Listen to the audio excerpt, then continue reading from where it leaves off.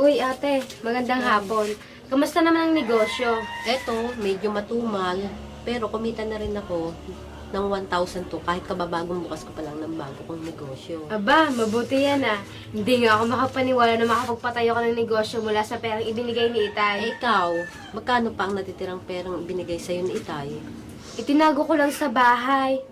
Ang problema, nakita ni Charles, pinambili ng sigarilyo, hindi man lamang nagpapaalam. Sayang naman ang pera. Pero, magkano pa ba ang natitirang pera sa'yo?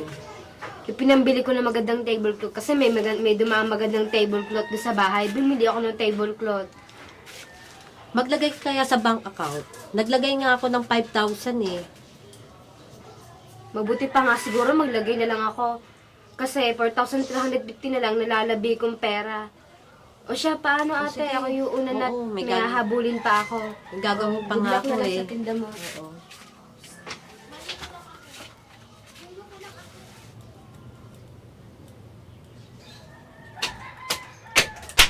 Ate, Oh, bakit? Ano nangyari?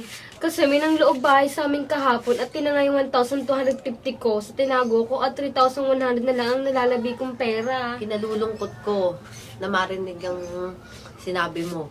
Pero, sinabihan ko na kasi kita noong pa na ilagay mo sa ligtas na lugar ang pera mo. Ilagay mo na lang sa bangko para hindi nagagalaw ang pera mo at saka hindi makukuha ng magnanakaw. Pero ate, paano naman kung ang bangko naman nanakawan? Naalala mo ba, ilang buwan na ang nakakalipas na sana, na akala ko wala na ang pera ko.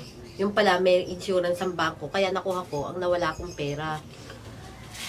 Oo nga no. Dapat pala nakinig na ako sa'yo noon pa. Ano nang gagawin ko ngayon? Pumunta na kaya tayo ngayon sa bangko at yung natitira mong pera, ilagay mo sa bank account.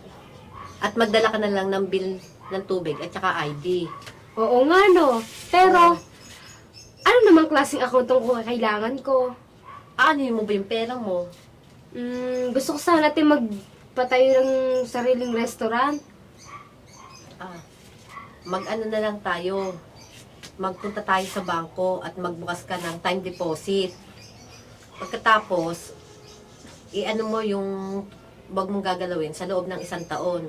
At yon ay pwede mong ikalateral. Oo nga no. Oo. Ang husay mo talaga ate.